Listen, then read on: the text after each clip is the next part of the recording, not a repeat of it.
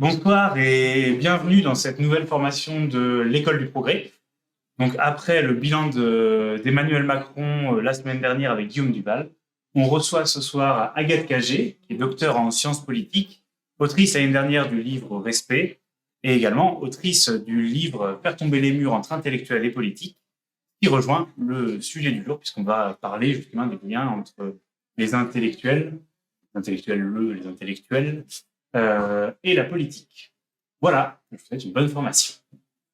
Bonsoir à tous. Alors, pourquoi ce sujet intellectuel et politique? Déjà, je vais fermer très vite la parenthèse de ce qu'on entend par intellectuel, parce que dans intellectuel, j'englobe bien sûr tous les représentants du monde académique, universitaire, mais également finalement toutes les personnes qui peuvent se définir par... Et plus largement, en fait, je définis le mot intellectuel par tous ceux qui peuvent se définir comme tel en signant des pétitions qui se définissent comme des pétitions d'intellectuels. Donc je prends le mot dans une forme un peu d'autodéfinition, ce qui permet de couvrir très large, c'est très important. Et puis surtout, quand je parle des relations intellectuelles et politiques, j'aime bien les appréhender de manière encore plus large. Moi, ce qui m'intéresse, c'est les relations entre politique d'un côté, c'est-à-dire responsables politiques, et plus largement les acteurs qui font les politiques publiques, donc le monde de l'administration. Et puis de l'autre côté, on met qui en face? Je veux inclure les intellectuels dont on va parler, mais aussi les acteurs de la société civile, acteurs associatifs, acteurs syndicaux, acteurs du monde économique, plus largement l'ensemble des citoyens qui vont s'impliquer dans la chose publique et dans la construction d'une vision de la société et dans la construction des politiques publiques. Pourquoi j'ai cette vision large et pourquoi c'est sur cette vision large que je vous propose d'échanger ce soir?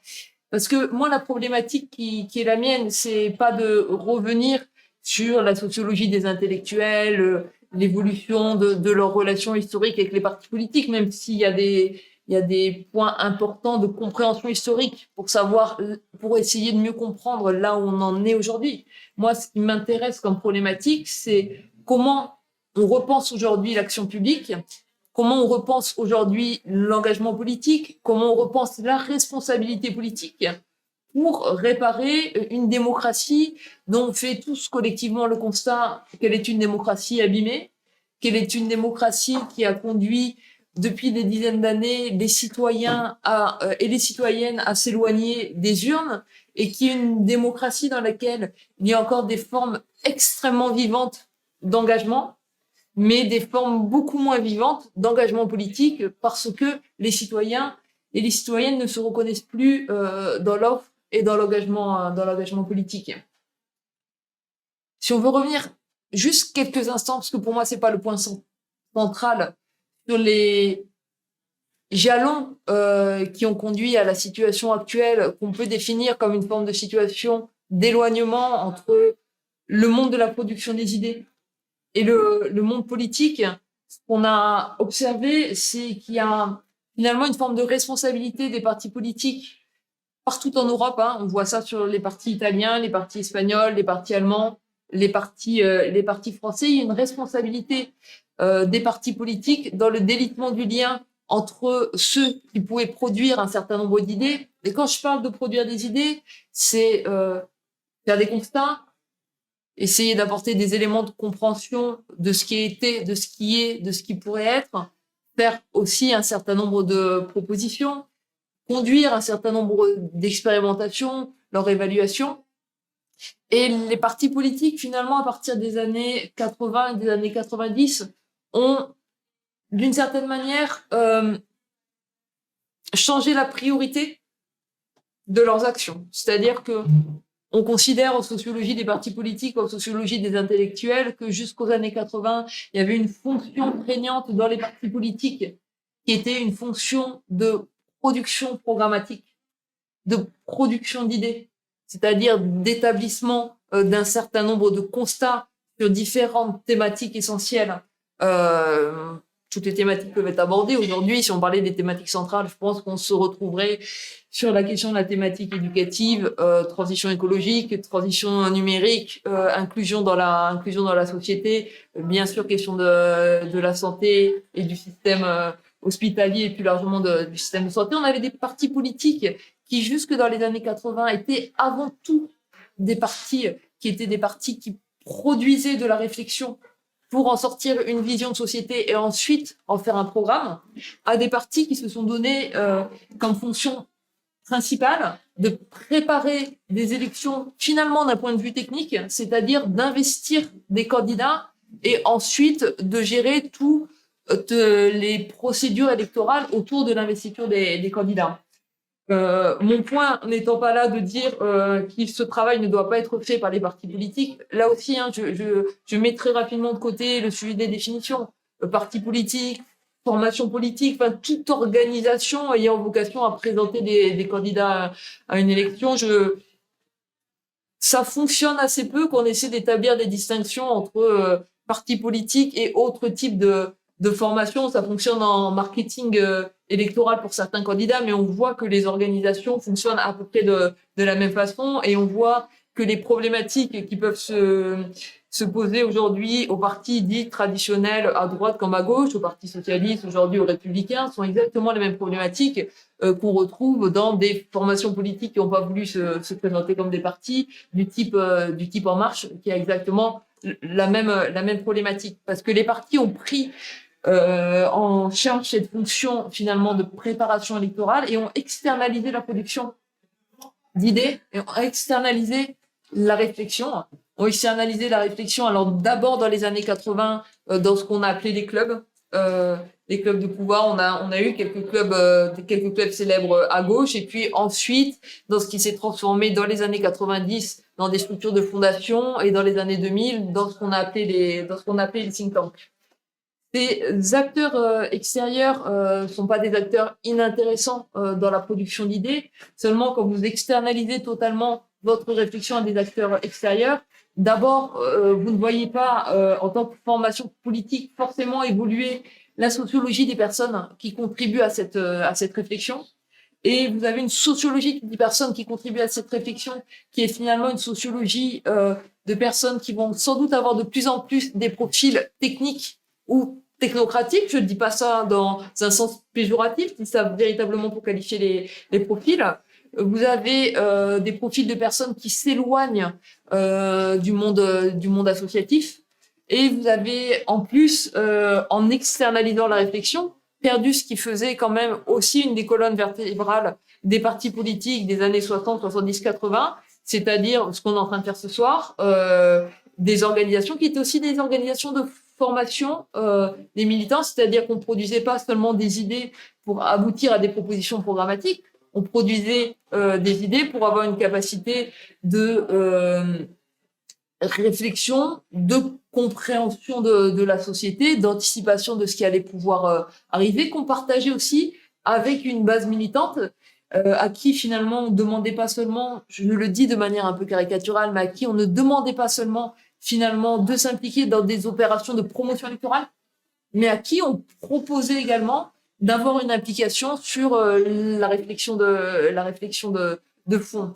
Et cette externalisation de la production des idées par les partis politiques a aussi conduit à cette forme de scission entre le monde de la production d'idées, les intellectuels d'une part, et le monde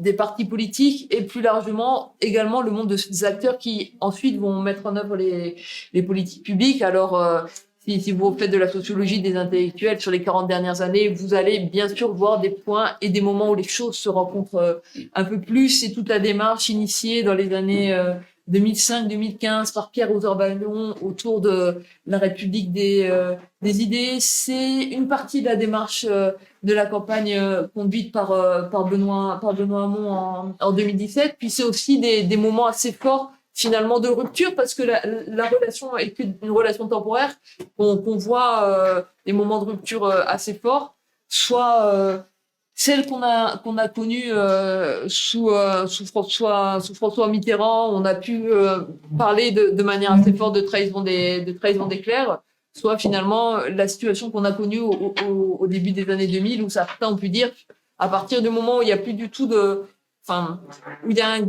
large affaiblissement de la relation entre intellectuels et d'un côté monde politique de l'autre, est-ce que finalement on peut pas considérer qu'en France on est rentré dans une phase de fin des intellectuels, c'est-à-dire de fin de personnalités acceptant de s'engager publiquement dans un débat de fond sur l'éducation, la société, l'économie, l'écologie, sur l'ensemble de ces sujets, et n'acceptant plus finalement que de se consacrer à la forme académique de la production des idées, qui n'est pas la même forme que la forme du débat public.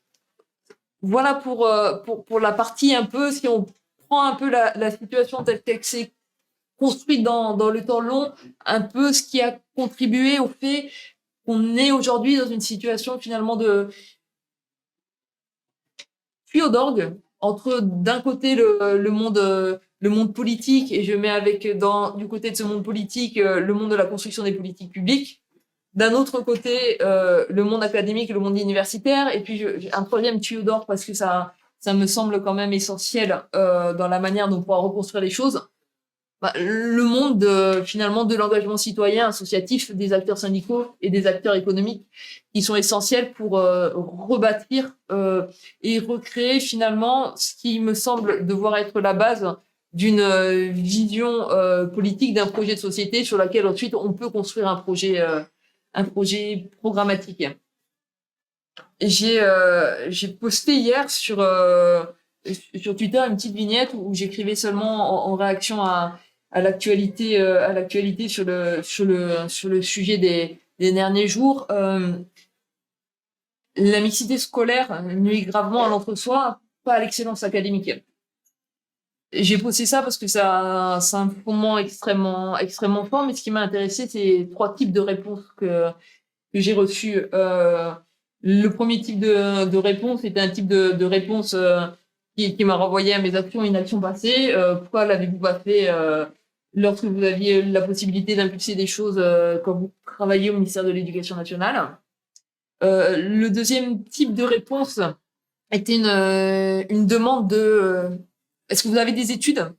Est-ce que vous avez des évaluations scientifiques qui prouvent cela? Parce que ça peut être contre-intuitif. Ce qu'on appelle la mixité scolaire, c'est le fait qu'à l'intérieur d'une classe ou à l'intérieur d'un établissement, vous avez des élèves de niveaux scolaires différents, des élèves qu'on va dire de niveau scolaire faible, des élèves de niveau scolaire moyen et des élèves de niveau scolaire fort. C'est ça la mixité scolaire. Et les situations de non-mixité scolaire, c'est quand vous faites des classes purement de niveau, des classes avec uniquement vos très bons élèves, uniquement des élèves moyens et uniquement des élèves faibles. Donc ça, c'était le deuxième type de réaction qui était une demande d'études et d'études scientifiques. Ça, c'était très intéressant parce que les tutos se sont mis à s'envoyer entre eux un certain nombre d'études qui avaient été produites, ce qui montrait qu'il y avait vraiment beaucoup de références qui circulaient déjà sur le sujet. Puis le troisième type de réaction que j'ai eu, c'est des réactions d'un certain nombre d'enseignants qui ont dit ça c'est tout sauf une affirmation idéologique. Ce qui est vrai, c'est une affirmation qu'on voit dans nos expériences de terrain et dans notre pratique de ce que sont les classes, de ce que sont des classes mixtes scolairement et de ce que ça permet de faire pour les élèves. Pourquoi je cite cet exemple? Parce que pour moi, c'est une forme de ces réactions à cette vignette que j'ai postée, c'est des réactions qui disent à peu près tout. D'abord, que par rapport à certaines affirmations qui apparaissent pas de manière évidente et de manière intuitive, il y a une demande et il y a un besoin d'études et de preuves de ce qu'on avance et de ce qu'on affirme. C'est vrai sur le sujet de l'éducation. On a vu, bien sûr, ce besoin de preuves d'évaluation scientifique tout au long de la crise sanitaire de laquelle on n'est pas encore totalement sorti. Il y a un rôle qui est essentiel, qui est le rôle des ceux qui font finalement au plus près du terrain la politique publique dans le cas de l'éducation, c'est les enseignants qui pratiquent les choses au quotidien et dont l'expérience est quand même le premier révélateur de ce qui fonctionne vraiment et de ce qui fonctionne moins bien. Les élèves, les parents d'élèves, bien sûr, dans le cas de l'éducation, le monde des syndicats, et puis tous les acteurs associatifs, que tous les acteurs de l'éducation populaire. Et puis, c'était aussi des réactions qui soulignaient aussi, bien sûr, le rôle des responsables politiques et des responsables en charge des politiques publiques, qui sont aussi des acteurs qui sont chargés de la mise en œuvre, de la conception et de la mise en œuvre des politiques. Et la difficulté majeure qu'on a en France, c'est finalement que l'ensemble de ces acteurs aujourd'hui évoluent. Tout à l'heure, j'ai dit tuyau d'orgue. Peut-être que je devrais utiliser une expression qui est plus juste, qui est l'expression des couloirs de nage. Que dans les couloirs de nage, finalement, chacun a son objectif, qui est d'atteindre son plot final le premier. Quand vous évoluez dans un couloir de nage en natation, vous voyez assez peu ce qui se passe autour de vous, même si vous pouvez le voir au moment où vous faites des virages importants. Par contre, la manière dont vous allez nager va influer à la marge les personnes qui sont dans les couloirs de nage à côté. C'est pour ça que c'est toujours très peu intéressant pendant les courses de natation d'être sur le couloir numéro 8, parce qu'on est pris dans une forme de vague qui fait qu'on est influencé. Donc on marche un peu en France dans notre façon de construire les politiques publiques. Dans ce type de couloir de nage, sur le sujet de l'éducation, vous avez des économistes de l'éducation, des sociologues de l'éducation, vous avez des chercheurs spécialisés en sciences de l'éducation qui maîtrisent parfaitement leur sujet, qui font un certain nombre de recherches qui sont extrêmement poussées, qui sont extrêmement pointues. Vous avez des responsables politiques et une administration de l'éducation nationale qui, en fonction des sujets et des thématiques et de l'état de proximité ou non entre la politique que les responsables politiques veulent conduire et les résultats de ce que produisent les chercheurs, parlent ou pas à ces chercheurs. Et puis vous avez dans le monde de l'éducation nationale aujourd'hui, c'est assez fort, une forme de divorce entre la politique institutionnelle et ce que ressentent les acteurs de terrain, que ce soit les acteurs enseignants ou les acteurs élèves et parents d'élèves. Sauf que si vous voulez mettre en place des politiques qui sont des politiques qui impactent aussi fortement finalement l'avenir de chacun d'entre nous, parce que l'avenir de nos enfants est directement impacté, que les politiques de mixité sociale et les politiques de mixité scolaire, vous ne pouvez pas mettre en place ce type de politique sans vous appuyer, sur les acteurs de terrain, équipe éducative de terrain, parents d'élèves, élèves, et deux, sans vous appuyer sur les preuves scientifiques de ce que vous avancez. Vous pouvez pas demander à des parents de très bons élèves qui ont leurs élèves aujourd'hui dans des classes de niveau d'accepter demain que leurs élèves soient dans des classes plus mixtes scolairement, si vous ne faites pas les preuves que cela n'aura pas d'impact sur l'avenir scolaire de leurs élèves. Alors la bonne nouvelle, je pousse un tout petit peu sur ce point, c'est que les études aujourd'hui dont on dispose, c'est des études qui ont été conduites à la fois par le laboratoire interdisciplinaire d'évaluation des politiques publiques, notamment Élise Villery, au niveau du collège, des études qui ont été conduites par les équipes de Julien Grenet à l'Institut des politiques publiques au niveau du lycée, montrent que quand vous mettez plus de mixité scolaire à l'intérieur d'un établissement ou à l'intérieur d'une classe, ça produit un effet, ça n'en produit pas un autre. L'effet que ça produit, c'est que ça permet d'améliorer le niveau scolaire des élèves qui étaient le plus en difficulté. Et l'effet que ça ne produit pas, c'est que vous n'avez pas d'impact sur le niveau scolaire des élèves qui sont les plus forts. Vous avez même des études qui sont encore plus intéressantes, qui vont plus loin, mais si je les cite, ça va peut-être en inquiéter quelques-uns. C'est-à-dire que les classes qui ont un impact négatif sur le niveau des très bons élèves, c'est les classes où il y a uniquement des très bons élèves. Ça a été prouvé, notamment au niveau du lycée. Vous avez des études qui viennent d'être publiées en 2019 sur les chiffres de la direction d'évaluation des politiques publiques. C'est très simple, ça, c'est lié à un effet. C'est-à-dire, dans une classe de très bons élèves, un très bon élève, finalement, va se sentir en concurrence et donc dévalorisé par rapport à l'ensemble des autres. Donc finalement, au lieu de s'inscrire dans une dynamique uniquement positive, il peut s'inscrire dans une forme de dynamique négative. Alors que dans une classe mixte scolairement, un très bon élève finalement peut s'inscrire dans une dynamique de progression de l'ensemble des autres et ne pas s'interroger sur le fait que son très bon niveau finalement soit un niveau qui est relativement faible. Et quand je dis que ça a un effet sur mettre uniquement des très bons élèves toujours ensemble, ça a un effet sur leur niveau, ça a un effet sur leur choix d'orientation, sur leur confiance en soi, sur le bien-être des élèves. Donc voilà, ça je fais une toute petite parenthèse. Faites peut-être que certains parents d'élèves devraient faire attention en refusant que de pouvoir mettre au sein d'un même établissement, au sein des mêmes classes, des élèves qui ont des niveaux légèrement différents. Vous pouvez juste avoir un impact négatif sur le parcours scolaire de votre enfant que vous vouliez pourtant préserver les élèves dont vous craigniez qu'ils puissent le tirer vers le bas. Mais ce que je dis, j'ai bien conscience que une fois que vous avez dit il y a des études scientifiques qui le prouvent, les choses sont pas suffisantes pour pouvoir construire une politique qui s'appuie sur ce que produisent les intellectuels, mais qui passe aussi sur le terrain.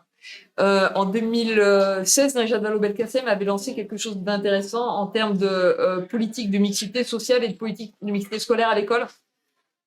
Elle a dit on va arrêter avec les décisions qui sont prises de la rue de Grenelle et qui s'appliqueraient partout uniformément parce qu'on est sur une politique qui est beaucoup trop sensible pour les parents et pour leurs enfants.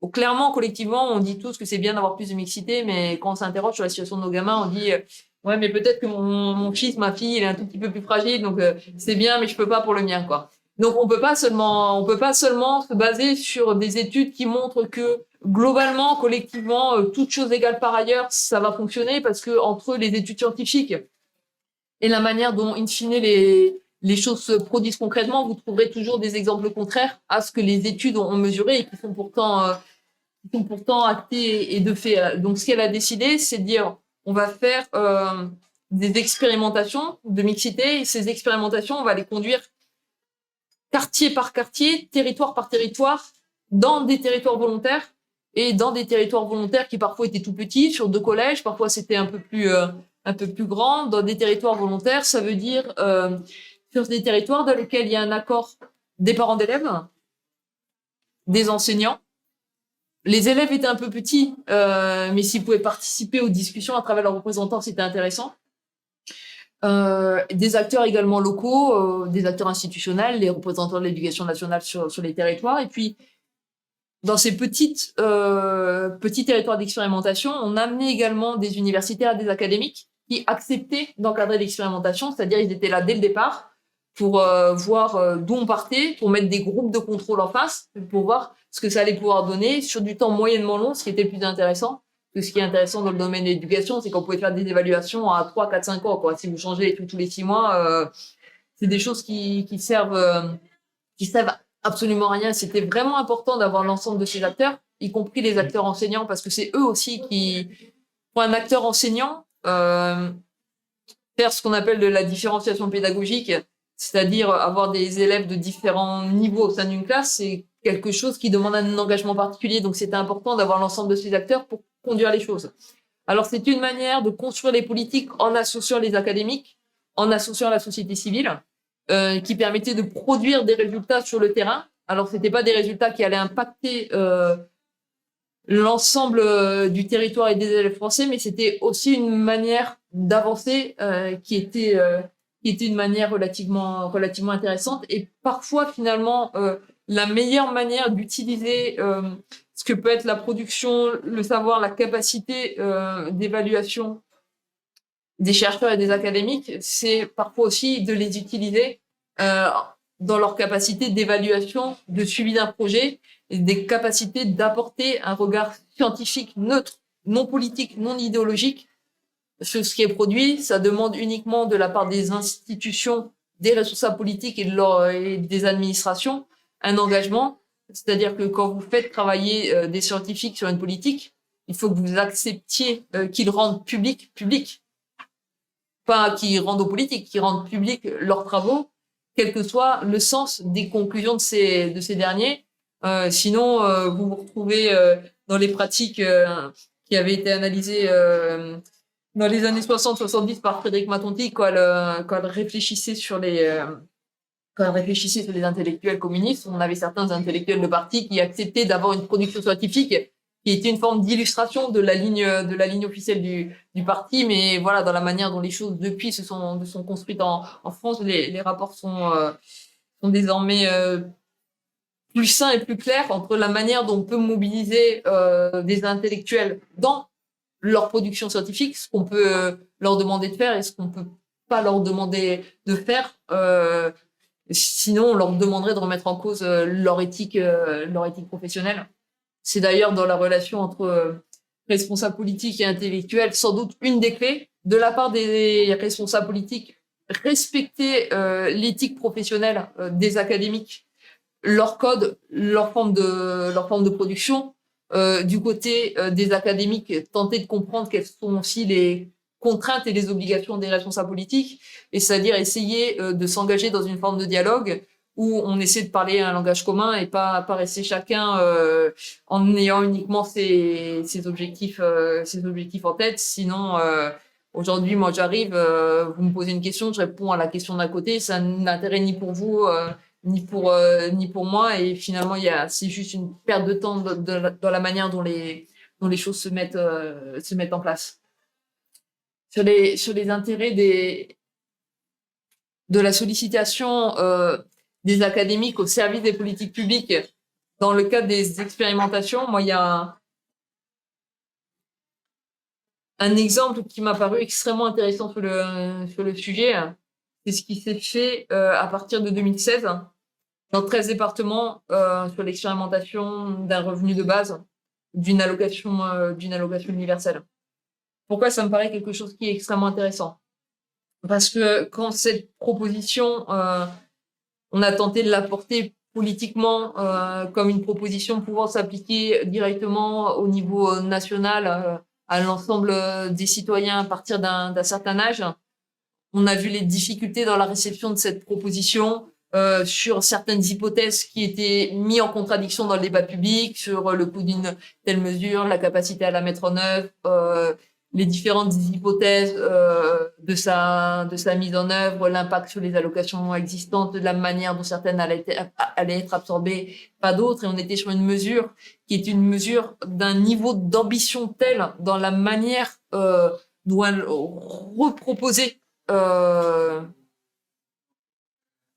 proposer de penser différemment finalement le système de protection sociale qu'on avait mis en place à partir de la Seconde Guerre mondiale, que ce niveau de complexité et d'ambition a pas finalement franchi n'est pas parvenu à convaincre comme on l'aurait voulu dans le cadre d'un débat politique qui était un débat politique s'inscrivant dans un temps court. Et ce qui est intéressant avec la démarche qui avait été lancée dans 13 départements en 2016 sur le sujet du revenu de base, c'est que chacun des départements pouvait choisir un certain nombre de paramètres. Est-ce que je mets ou pas dans le revenu que je vais verser l'allocation logement, est-ce que je mets pas l'allocation logement, à quel niveau je fixe mon revenu de base. Comme je suis finalement au niveau d'un département uniquement un certain nombre de personnes qui vont être concernées, je peux très vite mesurer l'impact que ça a ou que ça n'a pas sur l'incitation à s'inscrire dans d'autres parcours que les parcours d'emploi. Est-ce que ça renforce les engagements associatifs? Est-ce que vraiment ça éloigne les gens de l'emploi, etc. Tout ça, ça peut être mesuré à l'échelle de territoires finalement réduits. Donc ça permettait de dépasser l'ensemble des fantasmes, ça permettait de se faire sur des enveloppes départementales qui étaient des enveloppes à coût encadré, et puis ça permettait de tester différentes hypothèses pour pouvoir voir quelles hypothèses apparaissaient comme les plus intéressantes si vous voulez ensuite passer d'un statut d'expérimentation à un statut plus à une application de ce type d'allocation de manière nationale. Et tout à l'heure, je vous parlais de l'Institut des politiques publiques qui est un institut qui regroupe avant tout des économistes et qui est un acteur intéressant de la capacité à mobiliser des universitaires aujourd'hui dans la mise en œuvre des politiques publiques, parce que c'est cet institut qui s'est aussi mobilisé sur l'évaluation de cette expérimentation. C'est-à-dire que cet institut des politiques publiques, les économistes membres de cet institut ont suivi les départements. Et donc, l'évaluation des impacts, des différents impacts coût, impact sur le revenu des personnes, emploi, etc. dans le département, n'a pas été conduite par les acteurs politiques qui étaient à la manœuvre, mais par ces scientifiques qui ont pu faire la preuve rationnellement des aspects les plus positifs et puis des aspects qu'il fallait aussi retravailler d'une telle mesure. D'où cet intérêt qu'il peut y avoir sur certaines politiques d'un niveau d'ambition et de complexité, ou en tout cas de renouvellement des manières de faire extrêmement fortes, de mobiliser des acteurs dont la parole scientifique permet d'apporter un peu de neutralité dans un débat qui peut sinon soit s'hystériser, soit se bordéliser, soit devenir du grand n'importe quoi de manière extrêmement rapide, parce qu'on sait très bien que parfois aujourd'hui, vous pouvez avoir un acteur politique ou non politique, un éditorialiste, qui, sur une mesure que vous évaluez à 3 milliards, dit 300 milliards, et c'est son 300 milliards qui devient un point de référence dans l'ensemble des débats qui seront conduits ensuite. Je voulais échanger avec vous rapidement parce que c'est également l'actualité sur une autre politique où la rencontre entre l'ensemble des acteurs que j'ai cités, les acteurs associatifs, les acteurs académiques et le monde politique, se fait mal et devrait se faire. Et je le cite parce que ça rencontre vraiment une actualité très forte de cette semaine. C'est l'apparition du dernier rapport de la Fondation Abbé Pierre, son rapport annuel sur les conséquences du mal logement. Je vais pas commenter le rapport qui est paru cette semaine parce que c'est un rapport dont j'ai pas encore pris connaissance. Je vais revenir sur le rapport qui était paru en 2018. Le rapport qui est paru en 2018 de la Fondation Abbé Pierre mettait l'accent sur le problème du surpeuplement des logements, qui est un problème majeur parce que ça fait partie de l'état du mal logement. L'état du mal logement, c'est pas seulement l'état des logements en eux-mêmes, les logements insalubres, les perceurs thermiques, etc. C'est parfois des logements qui sont tout simplement des logements surpeuplés. Et en 2018, la Fondation Abbé Pierre utilisait des chiffres qui étaient un peu plus vieux, des chiffres de 2013, qui montraient que vous aviez 9 millions de personnes qui étaient en situation de vivre dans des logements surpeuplés. La Fondation est l'acteur de référence sur la connaissance de la situation du logement et du mal logement en France. Elle s'appuyait pour montrer en quoi le surpeuplement était problématique sur un certain nombre d'études qui ont été conduites depuis des années par des académiques au niveau français, par l'OFCE, enfin l'ensemble des acteurs qui peuvent mesurer des choses sur la situation du surlogement et du mal logement, qui montrent des choses qu'on mesure réellement, qui fait que si vous êtes mal logé et surtout si vous habitez dans un logement qui est surpeuplé, ça a des conséquences, bien sûr, sur votre santé, sur votre situation professionnelle, sur votre insertion professionnelle si vous n'êtes pas encore inséré dans le monde du travail. Ça a des conséquences sur les résultats scolaires de vos enfants. Tout ça, c'est des choses qui nous paraissent intuitives, mais tout ça, c'est mesuré. Et quand je dis des conséquences, c'est des conséquences massives, quoi. On parle pas d'écart d'un ou deux points dans les parcours scolaires. Ça a des conséquences directement sur des enfants qui vont être conduits à redoubler des plus jeunes âges, qui ne sont pas dans les conditions de bien étudier, etc. Donc, ça a des conséquences directes en termes de reproduction sociale, etc. Et en 2018, c'est pour ça que l'année m'intéresse. Vous aviez une loi sur le logement qui était en cours de préparation en France. Et la Fondation Abbé Pierre a pas tiré la sonnette d'alarme seule par rapport à cette loi sur le logement. Vous avez une démarche qui était assez inédite qui s'est produite. Vous aviez la Fondation Abbé Pierre et l'ensemble des acteurs de la construction de logements, les entreprises comme Nexity, etc., les PDG de ces entreprises qui ont écrit une tribune commune en disant au gouvernement attention à la manière dont vous pensez la politique du logement. La politique du logement doit être une politique dans laquelle l'offre est pensée en fonction des besoins en logement et des besoins en logement des plus démunis, parce que la politique du logement doit être une politique sociale. Et si vous pensez la politique de logement en termes de normes de construction technique, de facilitation de la délivrance des permis de construire, en fait, vous ne pensez pas la politique par rapport aux besoins, vous espérez un choc d'offre magique et vous ne répondez pas aux besoins. La loi logement de 2018 a été une loi qui espérait un choc d'offre magique. Et dans le rapport aujourd'hui de la Fondation Abbé Pierre, ben, la conclusion, c'est le choc d'offre magique ne s'est pas produit parce que ce choc d'offre ne pouvait pas se produire parce que la politique du logement, c'est une politique qui doit se produire, qui doit être conçue aujourd'hui en partant des besoins et pas en pensant que la problématique vient de difficultés avant tout techniques ou technocratiques qui enserraient la production de logement. Et vous aviez des acteurs qui étaient à la fois des acteurs associatifs, qui disaient la Fondation Abbé Pierre, l'acteur associatif fondamental, et vous aviez des acteurs de la construction, des acteurs économiques qui disaient la même chose, ils signaient ensemble pour le dire. Vous étiez dans le même temps dans une période où vous aviez des collectifs citoyens nombreux qui se constituaient dans des villes comme Marseille où l'habitat insalubre et délabré est un problème majeur et qui disaient attention, de toute façon tous les projets urbains doivent partir des besoins, c'est essentiel pour reconstruire et pour penser les projets urbains de demain, d'associer finalement les habitants qui vont penser ces projets et pas toujours de partir des acteurs qui vont faire l'offre du logement. Et ces voies-là qui avaient réussi à s'unir, ce qui était déjà une première étape, n'ont pas du tout rencontré les acteurs politiques qui étaient aux manettes à ce moment-là et finalement les acteurs qui allaient décider de la construction des politiques publiques. Et c'est là où le nœud finalement entre politique et intellectuel m'intéresse parce que c'est ce nœud-là qu'il faut résoudre. C'est-à-dire que pourquoi sur certains sujets, alors là j'ai pris un exemple qui concerne une politique qui a été conduite par le gouvernement d'Emmanuel Macron, mais mon positionnement sur ce point-là n'est pas un positionnement politique. C'est pourquoi sur des sujets il y a une forme d'évidence extrêmement forte.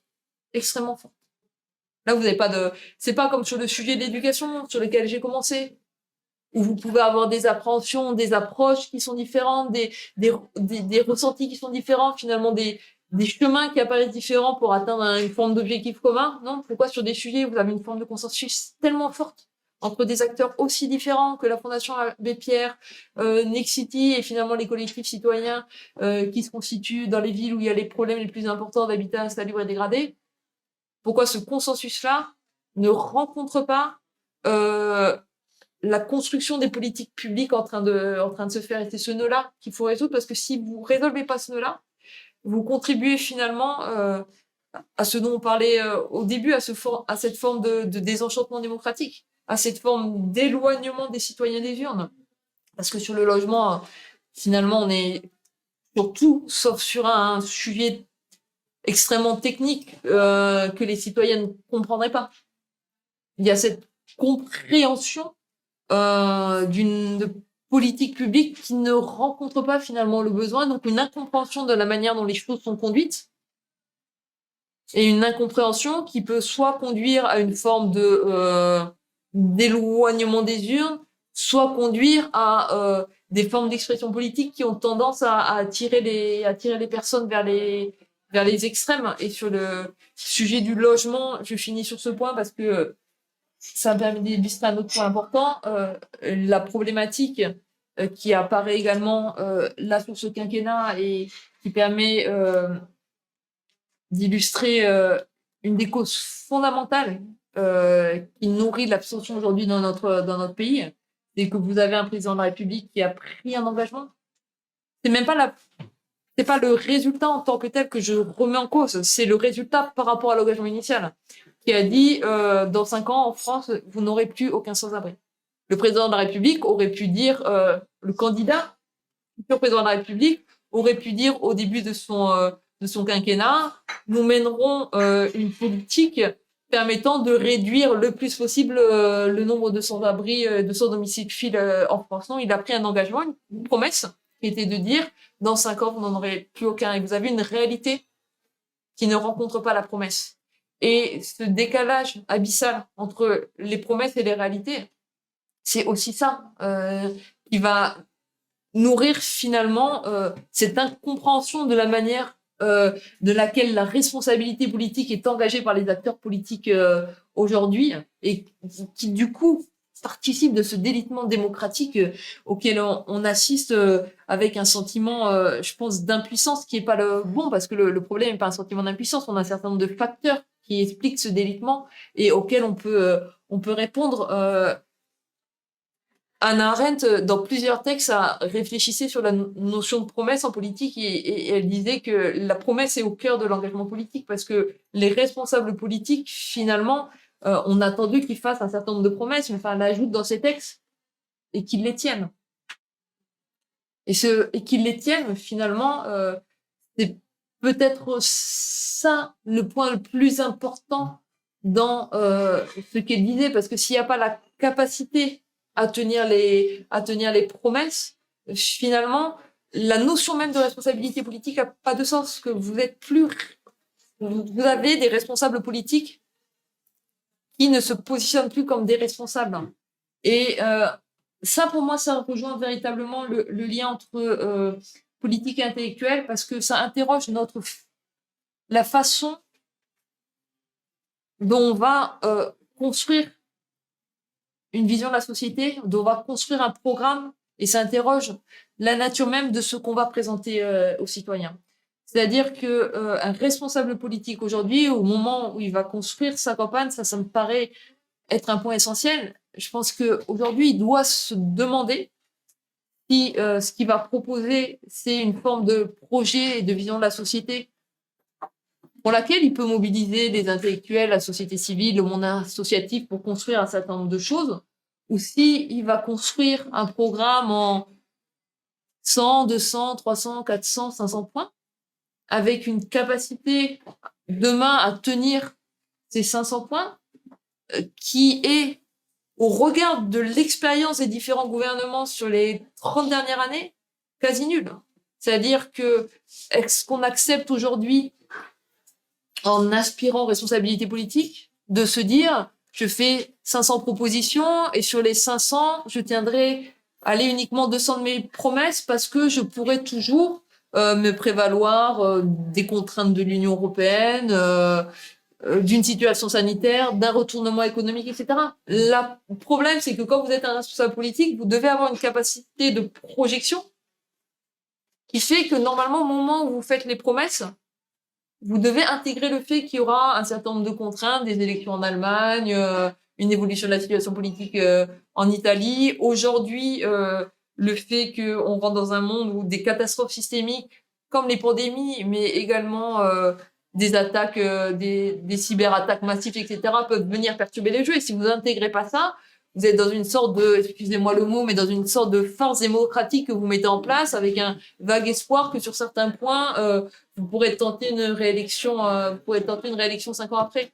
Et je pense que dans la construction des relations entre les acteurs, que sont les acteurs politiques, les acteurs intellectuels, les acteurs associatifs et la société civile, dans la manière dont demain on propose de travailler ensemble, de travailler politiquement ensemble, de réfléchir ensemble, de poser des constats ensemble, de bâtir un projet de société ensemble, un projet programmatique ensemble, il faut sans doute se demander si on est d'accord sur ça, c'est-à-dire qu'on propose de bâtir une vision et des lignes de force qu'on souhaite mettre en place, ou est-ce qu'on va demander à un certain nombre d'acteurs de sortir des catalogues programmatiques, et finalement la sortie de catalogues programmatiques de 600 mesures correspond très bien à l'externalisation de la production, de la réflexion des partis politiques vers des think tanks qui sont en capacité, en réunissant un certain nombre d'acteurs techniques qui le font soit par engagement politique véritable, soit en construction d'une carrière qui pourrait être accélérée par ce type d'engagement, la capacité de produire un certain nombre de mesures extrêmement pointues et extrêmement précises qui demain apparaîtront comme des formes de promesses avec une capacité à les tenir sur laquelle on peut s'interroger. Et ce que je dis là est pas du tout une vision qui dit il y a plus de capacité à conduire une action publique, pas du tout. La vision que je porte, c'est qu'il y a une capacité à produire un projet de société extrêmement fort. Dans le domaine scolaire, la vision que je porte, c'est dire on peut véritablement reconstruire un projet scolaire qui met l'émancipation de tous les élèves au cœur du projet et qui nécessite d'aller très loin en termes de mixité sociale et mixité scolaire. Mais si je traduis ça dans un programme en disant en 2027, dans tous les établissements, il y aura des classes mixtes scolairement, ce que je peux faire. Parce que c'est bien, et puis ça passe bien en bandeau de chaîne télé. Alors là, je sais que je produis quelque chose qui, au fond, participera de ce désenchantement démocratique qu'on voudrait, au fond, absolument absolument fuir et qu'on voudrait au fond absolument éviter. Bien sûr qu'il n'y a pas de méthode parfaite pour travailler, mais je crois que il y a cette capacité. En tout cas, c'est le point de vue un peu plus positif que je voulais porter. Il y a cette capacité de l'ensemble des acteurs à travailler ensemble. Clairement, je pense, pour rebondir sur cette idée que certains ont régulièrement de fin des intellectuels, que il y a une génération quand même de producteurs d'idées, d'acteurs de la recherche, d'acteurs plus largement du monde associatif qui sont prêts à s'engager dans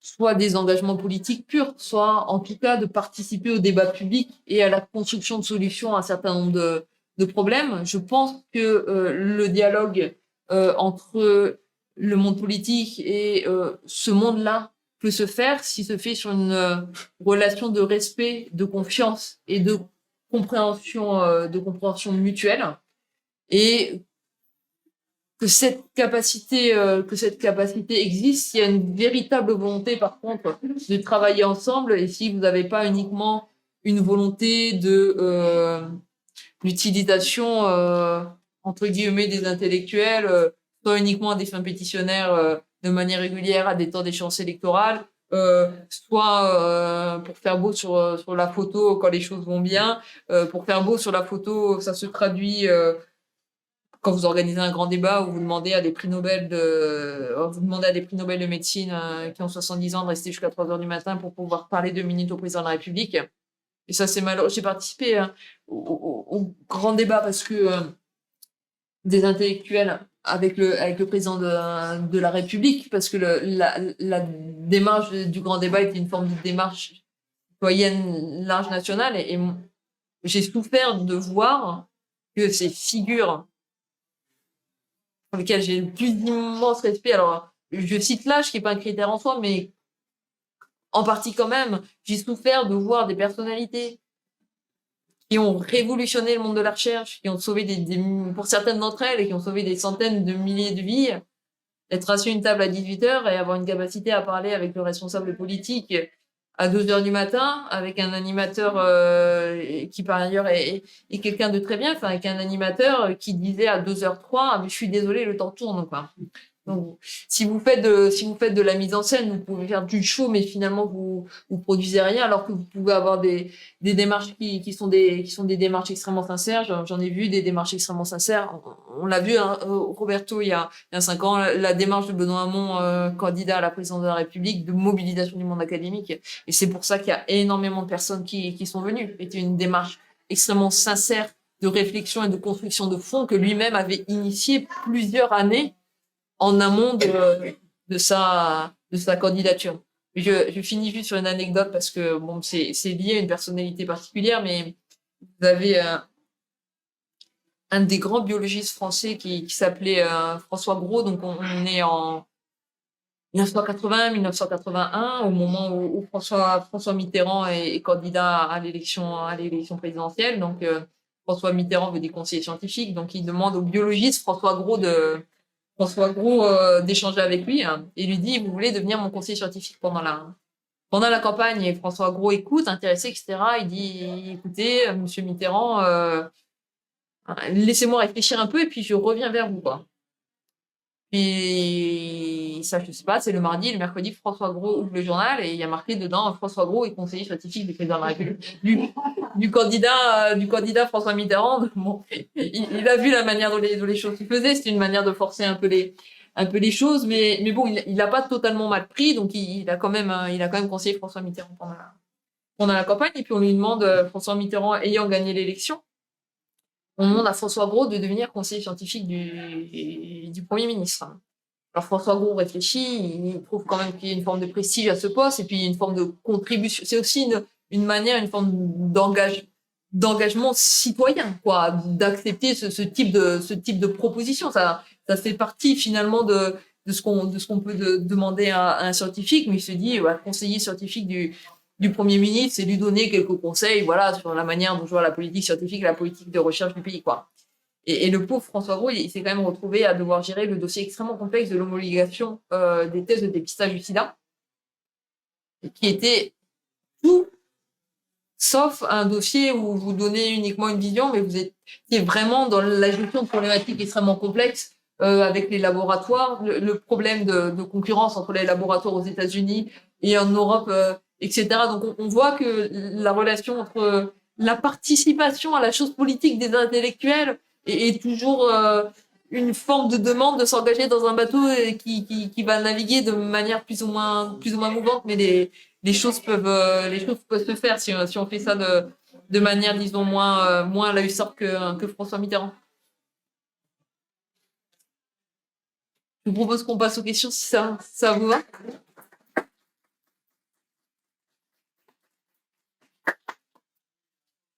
Alors, il y a des questions sur Internet et des questions aussi dans la salle, peut-être.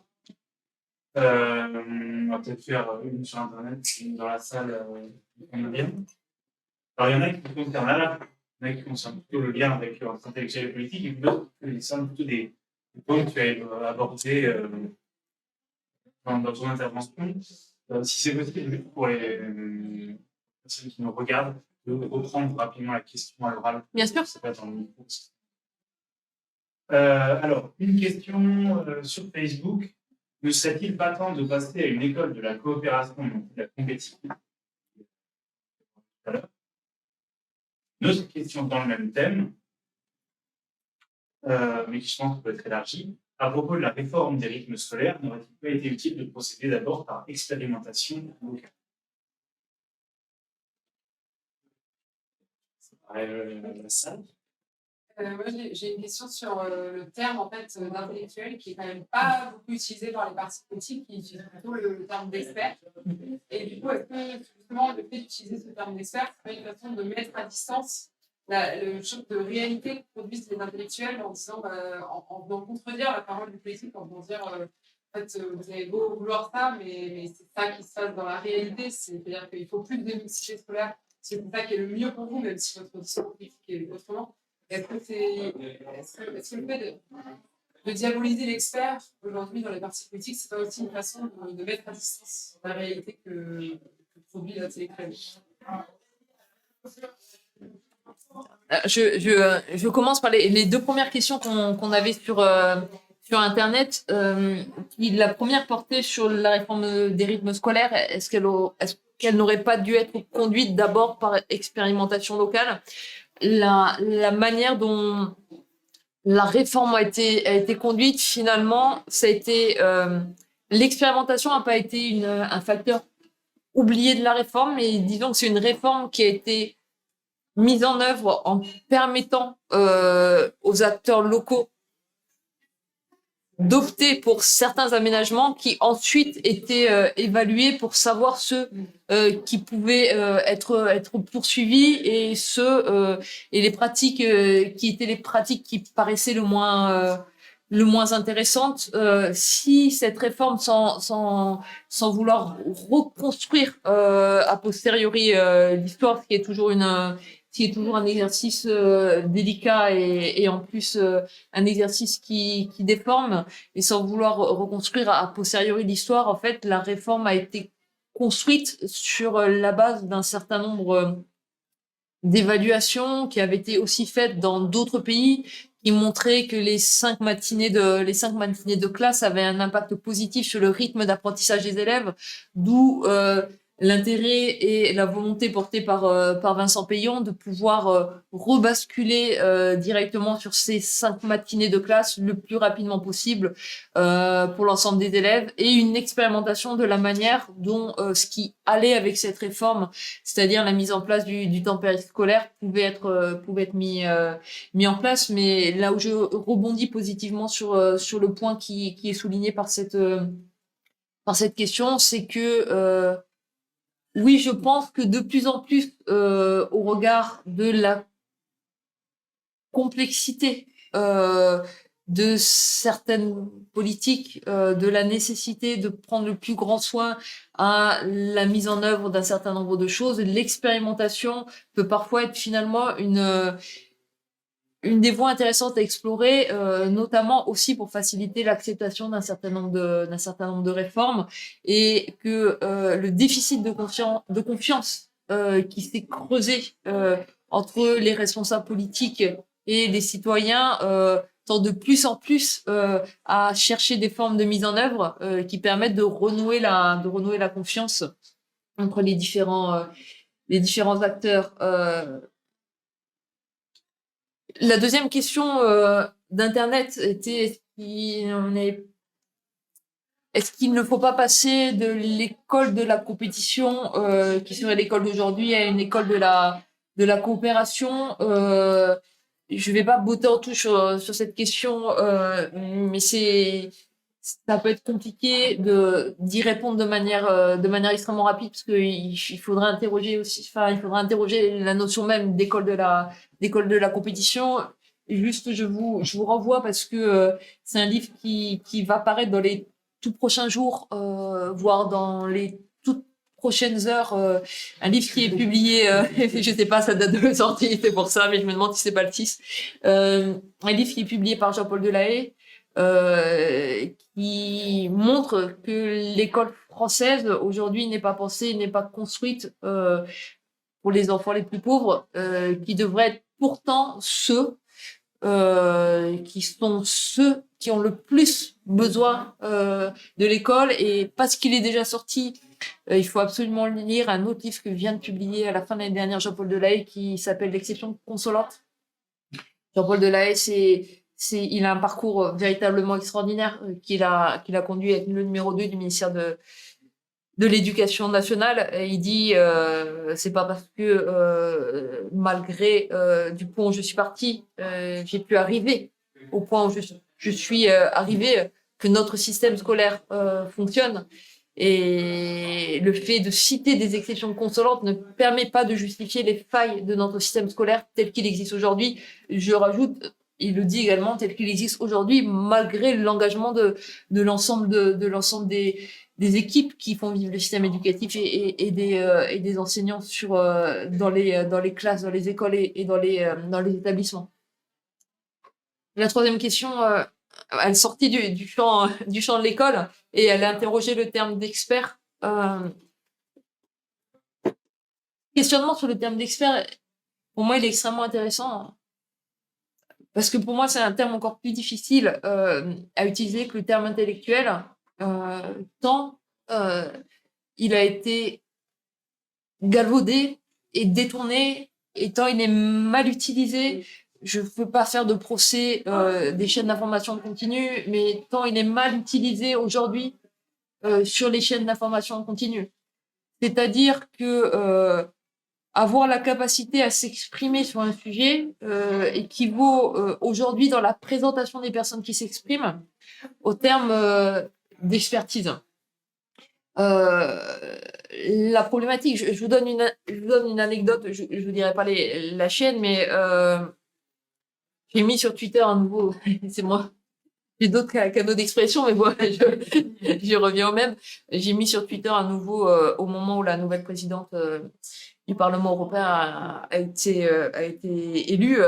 C'était pour moi une grande tristesse, et ça m'a indigné de voir que alors que débutait la présidence française de l'Union européenne, on a vu une présidente du Parlement européen qui était ouvertement contre le droit à l'avortement. Alors je sais que institutionnellement, ce sont deux phénomènes qui ont absolument rien qui n'accrochent pas, qui ne s'articulent pas. Mais voilà, j'ai juste écrit ça. Donc il y avait dans mon tweet présidence française de l'Union européenne. Enfin, mon point, c'était ce symbole. Enfin, parce que c'était la présidence française de l'Union européenne, ce symbole quand même que constituait à ce moment-là l'élection de cette personnalité à la tête du Parlement européen. J'ai reçu dans les 2 heures, parce qu'ils avaient dû avoir un désistement sur un plateau, donc j'ai reçu à 12h30 un message privé sur Twitter qui me disait vous voulez pas venir nous commenter la présidence française de l'Union européenne à 14h. On vous envoie un taxi, tout ça, blablabla, blablabla. Et donc, si j'avais dit oui, alors vraiment, en plus, mon expression, en fait, était une expression pour rappeler quand même que le droit à l'avortement n'est pas un acquis Alors partout dans le monde, ça on le sait clairement, mais même dans l'Union européenne, et que il y a quand même une nécessité à défendre ce droit comme quelque chose qu'il faut continuer à protéger de manière active. C'est ça mon point. Il y avait juste marqué président français de l'Union européenne. Bref, dans mon tweet. Et franchement, je suis incapable de commenter la présidence française de l'Union européenne. Guillaume Duval aurait pu le faire, mais moi, j'aurais pas été capable. Mais si j'avais répondu oui, finalement, on vous invite sur un plateau télé. Si j'avais 1 heure à perdre ou si j'avais voulu me rapprocher de ce plateau télé en taxi gratuitement, enfin, il y a plein de raisons qui auraient pu faire que, si j'avais voulu aller me faire maquiller parce qu'il y avait un dîner le soir, enfin, il y a absolument plein de raisons qui auraient pu faire que j'accepte. Il y aurait juste eu marqué sur mon nom. Ils m'auraient pas demandé. Je pense qu'ils étaient un peu pressés. Agathe Cagé, expert de l'Union européenne, quelque chose comme ça. Experte en questions européennes. Expert de la présidence française de l'Union européenne, ce qui aurait été encore plus totalement loufoque. Farfelu.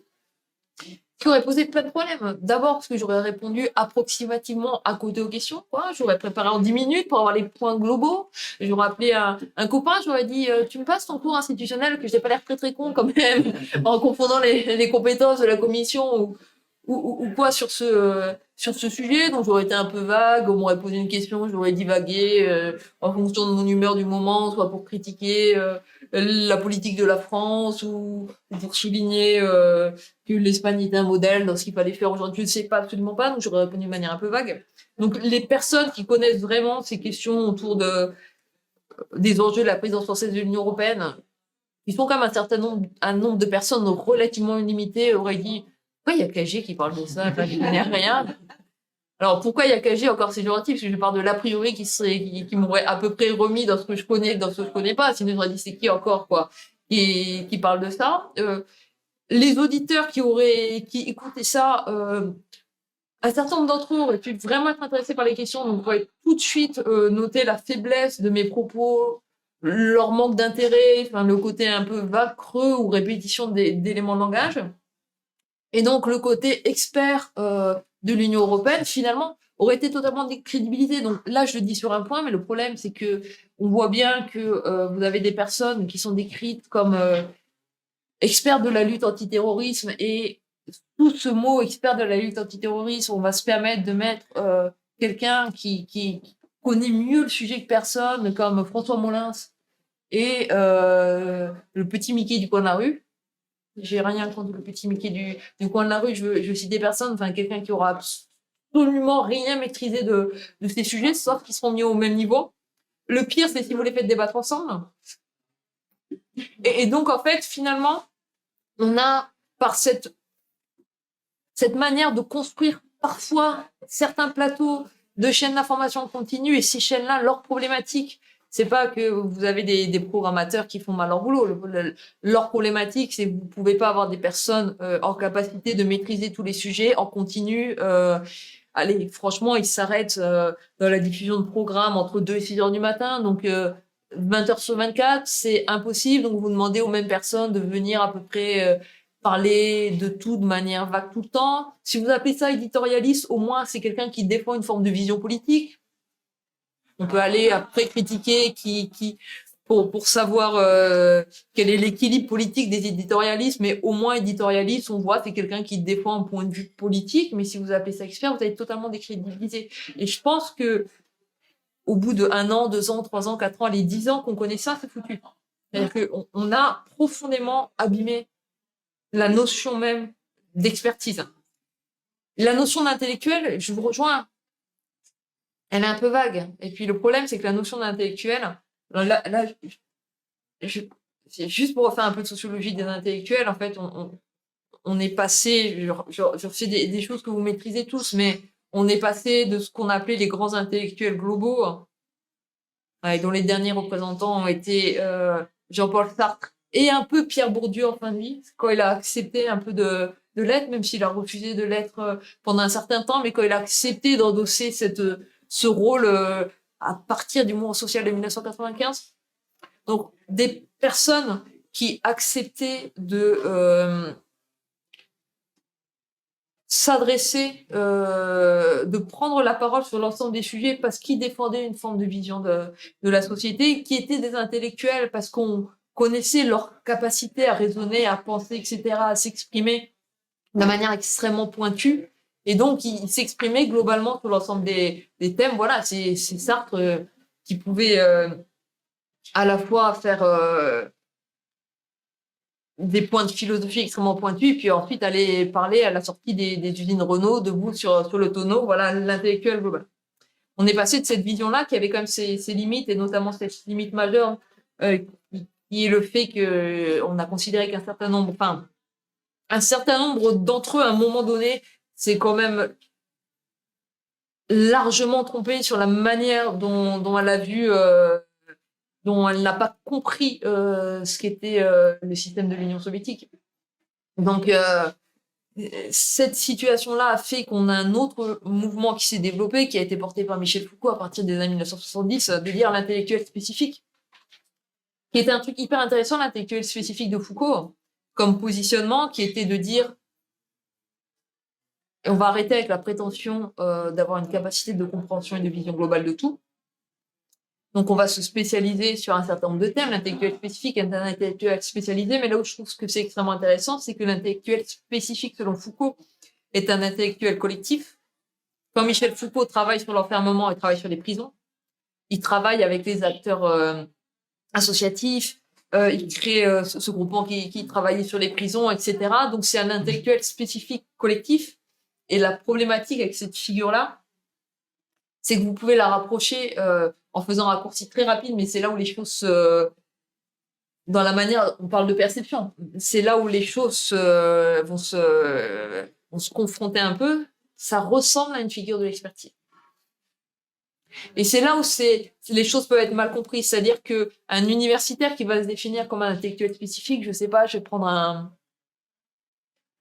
Éric Morin, quand il travaille sur le sujet de l'école, un Philippe Askenazi, je change de sujet, un Philippe Askenazi, quand il travaille sur le sujet du travail, Philippe Askenazi dit, voilà, moi j'ai cette capacité à travailler parce que c'est là-dessus que j'ai bâti mes recherches académiques sur la question du travail.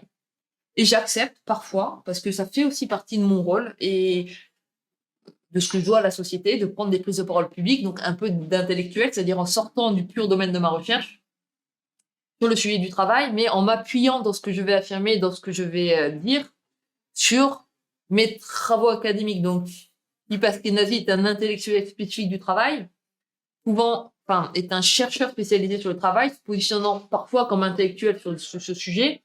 Il peut être confronté sur un plateau télé, sauf que vous ne verrez pas trop sur les chaînes d'information en continu, avec un expert du travail. On ne sait pas totalement ce qu'il est. Et c'est là où les choses peuvent être compliquées. Il y a une démarche qui, pour moi, est une démarche intéressante que je citais tout à l'heure. C'était la démarche de Pierre Rosanvallon, quand il a lancé la République des idées, qui était de dire OK, on a des académiques en France aujourd'hui qui acceptent de participer au débat public uniquement sur des thématiques sur lesquelles ils sont assurés du fait de l'expertise qu'ils ont pu accumuler dans leur parcours de recherche et de réflexion. Donc, on va prendre tous ces experts spécifiques et par la production globale qu'on va proposer, on aura une forme d'intellectuel global, collectif qu'on va mettre en place. Mais voilà, là où je vous rejoins, je pense que les partis politiques, les mouvements politiques, quand ils réfléchissent aux acteurs qu'ils vont solliciter, il faut qu'ils réfléchissent aussi à quel type de personnalité ils veulent avoir en face d'eux, à quel type de relation ils veulent avoir avec ces personnalités, qu'ils acceptent, que vous avez des personnes qui produisent des choses, qui acceptent de participer aux échanges, mais qui le font avec une capacité de vulgarisation qui est extrêmement puissante. Je pense à quelqu'un comme Daniel Cohen, vous voyez l'économiste, vous voyez sa capacité de vulgarisation, la puissance de sa capacité de vulgarisation, et puis vous avez d'autres acteurs académiques qui ont une capacité de vulgarisation qui est moindre, mais dont la production est quand même extrêmement importante. Et donc, il faut accepter de parler avec les deux acteurs, avec ceux qui font le pas vers vous dans la vulgarisation, et d'autres avec qui vous devez faire un pas supplémentaire pour aller dans la compréhension de ce que vous cherchez sur les études que je vous citais sur la mixité sociale et la mixité scolaire. Vous avez un économiste comme Julien Grenet qui accepte, quand il sort des études importantes, de donner des interviews dans Le Monde, etc., pour expliquer les résultats. Puis vous avez d'autres études. Vous allez lire des études d'économistes avec des écarts types, des mesures, etc. Et puis vous-même, vous en tirez la vulgarisation et le travail est un peu plus ardu, mais je pense que ça fait aussi partie des compétences des formations politiques et des partis politiques d'avoir des personnes en capacité d'aller lire ça et d'en tirer un certain nombre de conclusions. Il y avait une personne, je la cite, elle s'est totalement à l'opposé de mon propre positionnement politique, mais qui avait très bien compris comment les choses devaient fonctionner et qui a conduit quelqu'un qui a participé amplement de la victoire de Nicolas Sarkozy.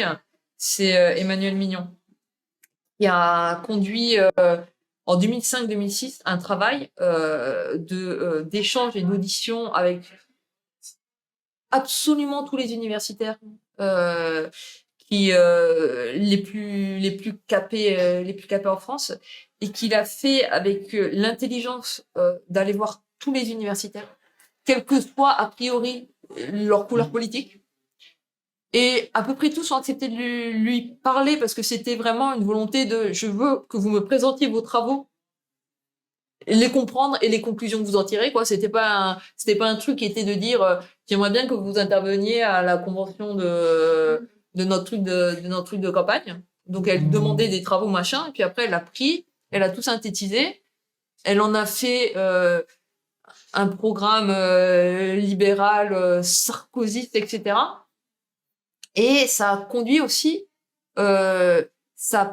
c'était une des pierres qui a fait que le programme de Nicolas Sarkozy a aussi été perçu comme un programme pouvant répondre à un état de la société. Mais parce qu'on avait une personnalité qui s'est chargée de ça dans les rangs de la droite française, et qui est une personnalité qui a une démarche d'aller chercher des travaux, pas d'aller chercher des engagements, et d'aller chercher des travaux qui étaient des travaux qui dépassaient les clivages politiques, tout en ayant, elle, personnellement, totalement en tête que la manière dont elle les utiliserait, ça serait au service d'une vision idéologique de droite, libérale, et tout en étant extrêmement claire là-dessus. Et je la cite pas comme un modèle à suivre. Je la cite pour montrer que ce type de rencontre a pu se faire parce que vous avez une personne qui avait compris aussi les codes du monde universitaire et du monde académique.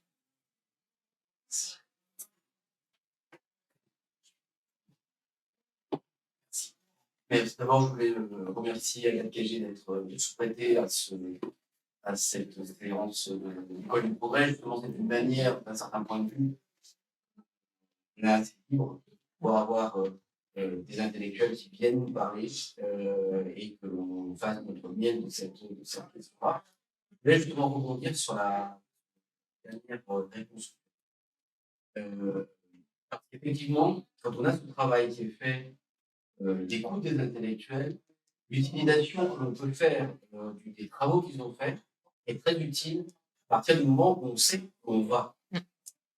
Est-ce que justement la gauche, problème, et on pourrait avoir un travail de synthèse des intellectuels, mais encore faut-il savoir où nous allons. Et qu'on a aujourd'hui pas de cas.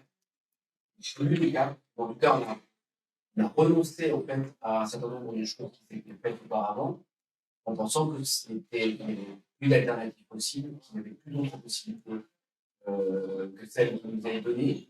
Et est-ce que le monde économique, et en particulier le monde académique de l'économie, n'est pas, d'un certain point de vue, une vision assez univoque, je ne sais pas univoque, mais assez univoque d'un monde où l'économie serait une pure science avec des objectifs, avec des réalités qui seraient une science dure et qui s'imposerait à nous. C'est ce qui a amené d'ailleurs le libéralisme à être là comme une vision naturelle du monde et qu'il ne pourrait pas y en avoir d'autre. Ce fait-là, le rôle du politique devrait justement être de construire quelque chose à travers l'apport des différents intellectuels, mais en lui donnant du sens. Moi, j'avais deux questions. Alors, premièrement, j'avais une question sur est-ce qu'il y a une différence de définition et de lien avec les intellectuels entre la droite et la gauche et entre les différents partis. Et deuxième chose, il y a aussi beaucoup d'intellectuels en fait, de personnes de la société, partie qui sont les on va dire, qui sont parmi les militants politiques. Est-ce que les militants politiques qui sont investis dans leur parti et qui sont aussi intellectuels pourraient être un lien justement entre ces deux mondes? Et est-ce que ils sont bien utilisés? Oui, c'est complémentaire. Et par rapport à des intellectuels qui existent déjà dans certains partis, enfin, moi je pense à Bernard Friot au sein du PCF, on a quand même quelqu'un qui réfléchit longtemps, qui a des réflexions qui sont quand même hyper intéressantes, et qui a un programme qui est assez complet via le salaire à vie, et le PCF qui ne reprend pas ces idées. Enfin, quel est le rôle du coup d'un intellectuel dans un parti qui ne l'écoute pas, enfin, ou en tout cas dont on n'a pas l'impression que ça infuse d'une quelconque façon dans le parti. C'est une question d'Internet, mais qui reprend des éléments que tu as déjà répondu sur le premier round de questions, sur la médiatisation du débat politique. Et tout à l'heure, la médiatisation du débat politique sur les chaînes d'information continue a substitué la réflexion politique par des débats de polémistes, et les intellectuels n'ont-ils pas su ou pu trouver leur place dans l'espace médiatique? Je peux revenir sur cette question que j'avais aussi. C'est donc une partie sur la question des polémiques, mais aussi peut-être du manque de la compréhension de la connaissance scientifique, et également du coup des journalistes qui parfois ne comprennent pas. Et donc, vous avez par exemple amené pendant le confinement à faire un sondage pour un médicament potentiel pouvant répondre au Covid, alors que la connaissance scientifique n'est même pas encore établie sur cette question. Pour commencer par la question de Roberto, moi je te rejoins, mais je te rejoins à 500%. C'est-à-dire que je pense que la première urgence aujourd'hui, à gauche, à mon avis, à droite aussi finalement, parce que les seuls qui ont une vision assez claire d'une société qui est pour moi l'anti-société, mais qui a une vision assez claire d'une société qu'ils veulent bâtir, sont aujourd'hui les candidats de l'extrême droite. Ils proposent un projet de société sur un seul pilier, mais ils proposent un projet de société. La gauche aujourd'hui ne propose pas de projet de société en tant que tel. Pas de vision, on n'a pas de sens, on n'a pas de cap, on ne sait pas vers où on veut aller. C'est-à-dire qu'on va avoir des débats, je les prends pas du tout comme, c'est un exemple, hein, je les prends pas du tout comme cible ou comme objet de critique, parce que je pense que en plus ça a intéressé, on a vu les audiences, ça a intéressé de manière significative les citoyens, mais on avait des débats lors de la primaire d'Europe Écologie Les Verts qui portaient sur des pourcentage de tel ou tel type d'énergie et des années. Est-ce qu'on est sur 30, 31, 32 pour la sortie du nucléaire?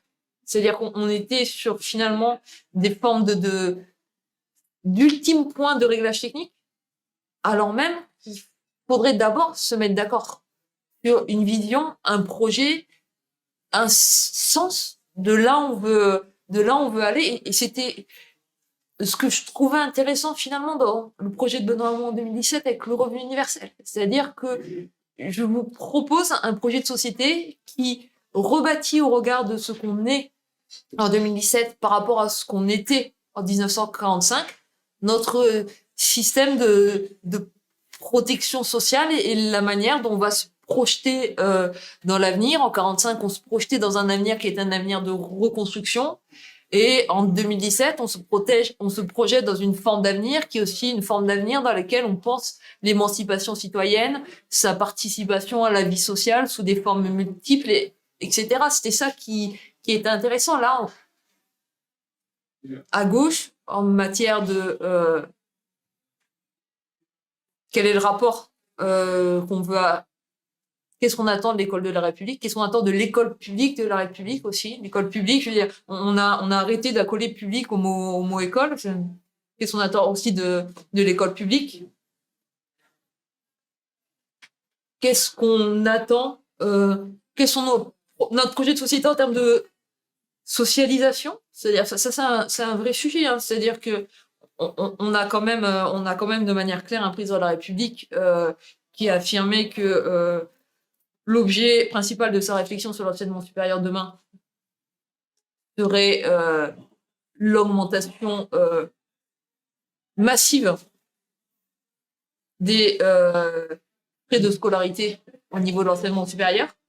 C'est-à-dire, est-ce que demain, je considère aussi, je vais un peu loin en termes de réflexion, mais je pense que c'est utile, hein. C'est-à-dire, parmi les principes fondamentaux de notre République, il y a le préambule de la Constitution de 1946. C'est important une constitution parce que la constitution, c'est l'ensemble du bloc de constitutionnalité. On a décidé que le préambule de la constitution de 1946 est rappelé de la constitution de 58 que ça faisait partie de nos principes fondateurs. Et ça garantit ce préambule le droit à l'instruction et à la formation à tout âge de la vie. Si je conditionne ce droit à des frais d'inscription de plusieurs milliers d'euros, est-ce que je repense pas totalement les choses? C'est-à-dire que, qu'est-ce que j'accepte de socialiser, qu'est-ce que je veux qu'on socialise demain? Qu'est-ce que je ne souhaite plus qu'on socialise? C'est tout ça derrière un projet de société. Quel est le rapport collectivement qu'on va accepter demain d'avoir au fait qu'on est rentré dans un monde de crise systémique?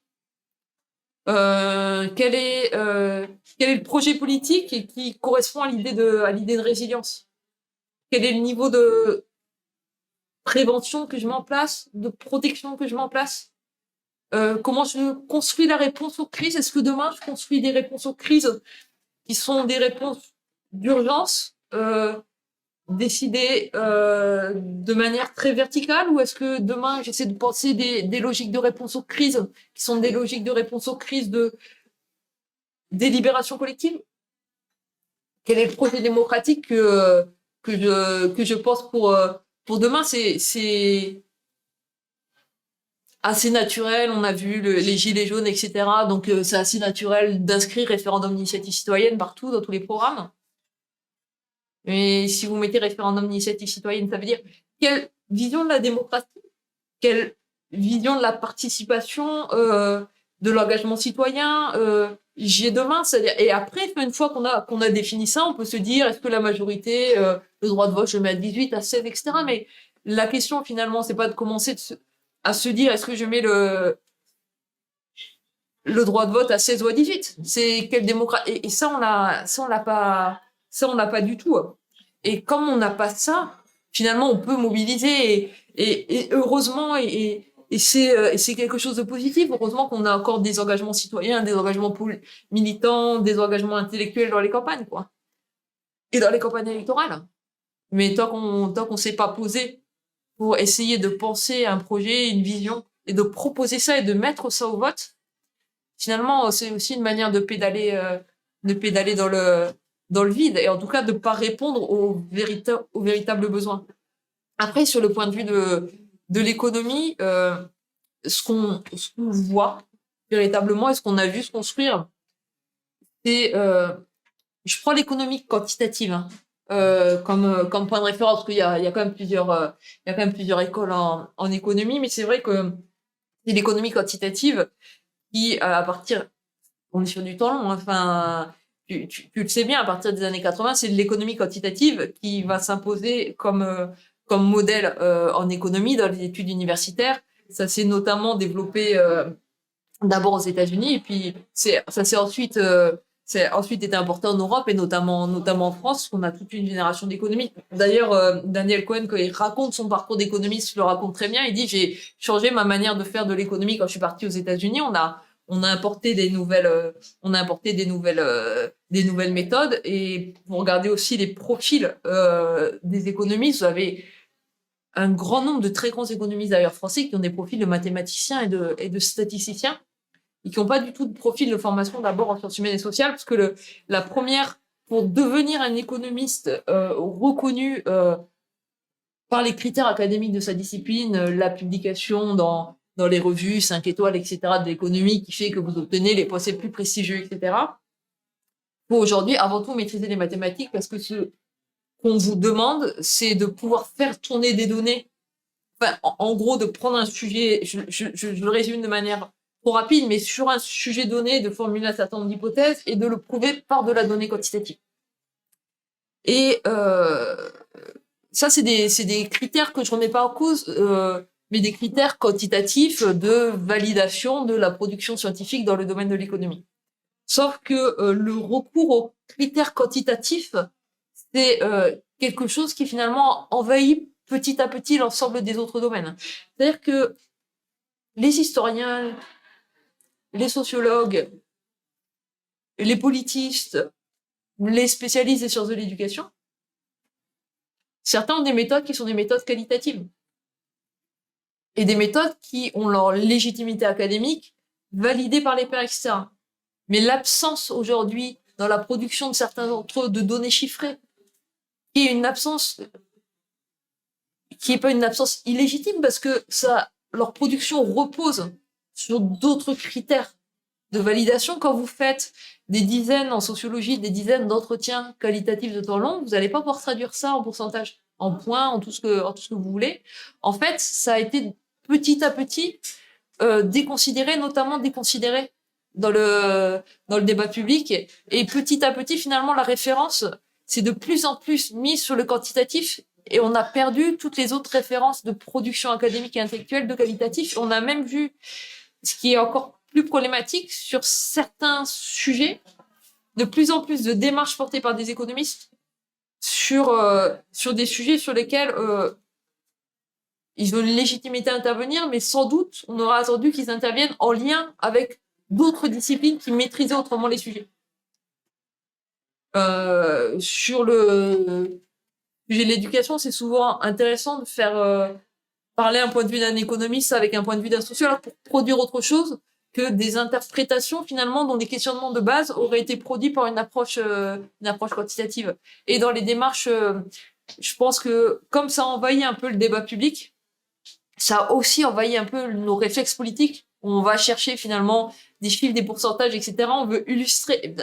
C'est un peu ce que j'ai fait pendant la mixité sociale et scolaire. Les études que je vous cite, c'est des études qui vont montrer que en pourcentage, les élèves, ils ont gagné 2 points dans leur moyenne au brevet et les autres, ils ont perdu 0 points dans leur moyenne au brevet. Hein. C'est aussi là-dessus. Donc, j'ai aussi ce réflexe de me baser sur des études quantitatives, parce que je me dis, en échangeant avec vous, ça va avoir plus d'impact que si je vous cite des études qualitatives sur le bien-être des enfants, leur rapport au choix d'orientation, etc.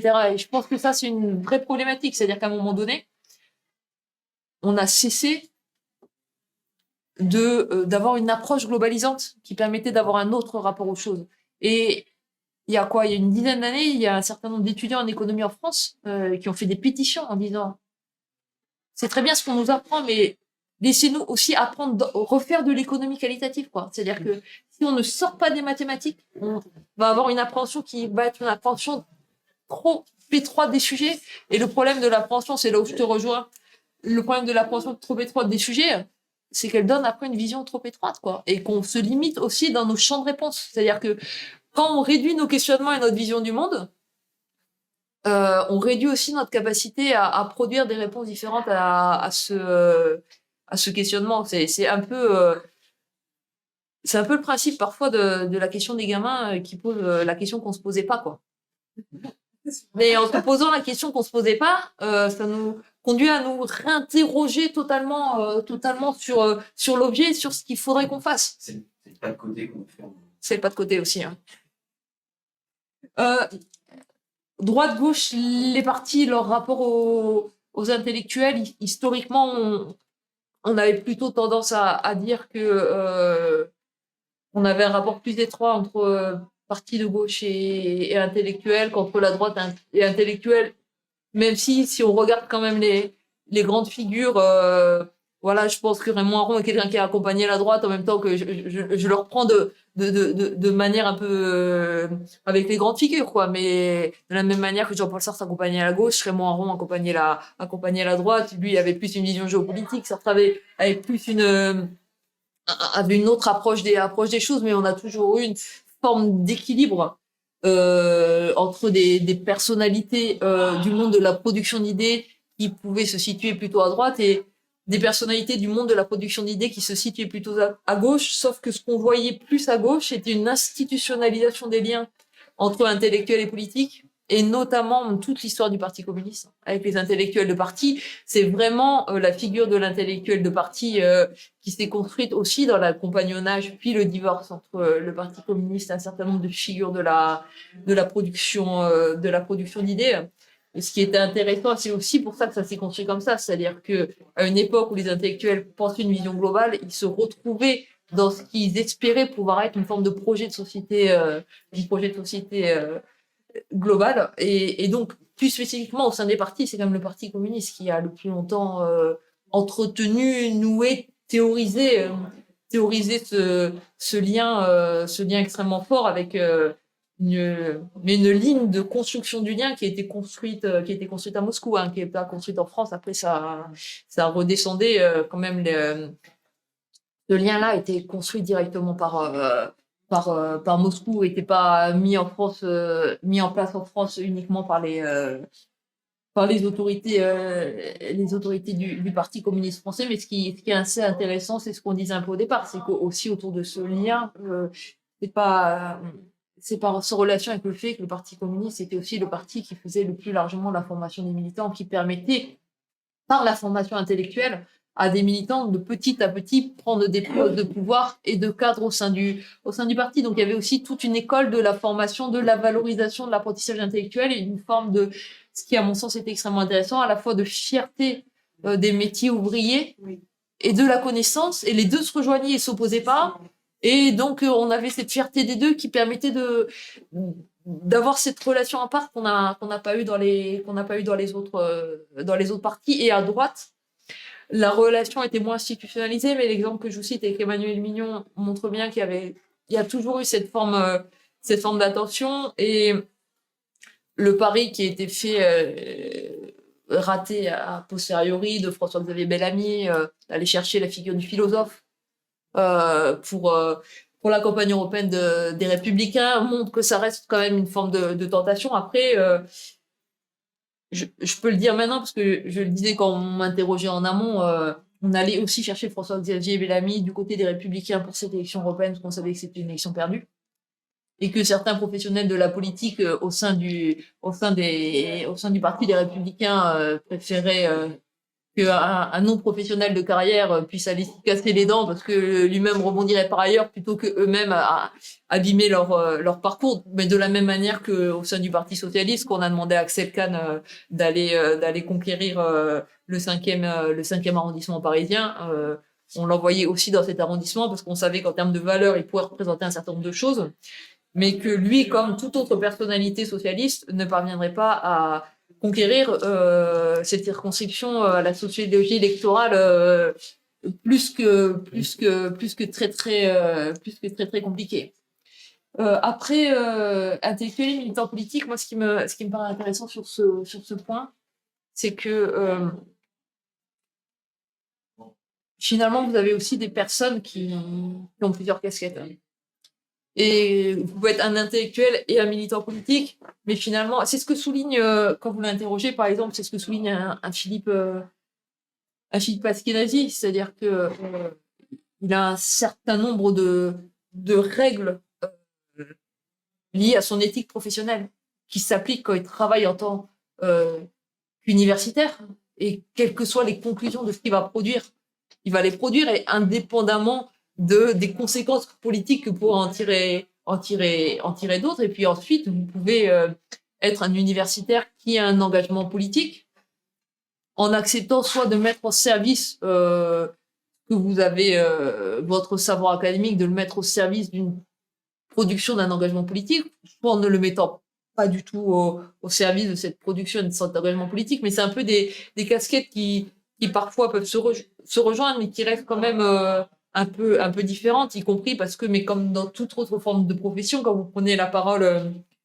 en tant que militant politique, vous pouvez pas engager, par exemple, l'université pour laquelle vous travaillez, alors que quand vous allez produire en tant que producteur académique, c'est aussi l'institution que vous représentez qui est engagée par vos travaux. Et si vous êtes un intellectuel, alors j'illustre pas là le cas en tant que tel, quoi, parce que je vais pas parler à sa place, mais si vous êtes un intellectuel au sein d'un parti, vous pouvez espérer que vos interlocuteurs avec lesquels vous militez, etc., puissent prendre conscience que ce que vous tentez de montrer est peut-être aussi une bonne option et une bonne solution, mais et je pense que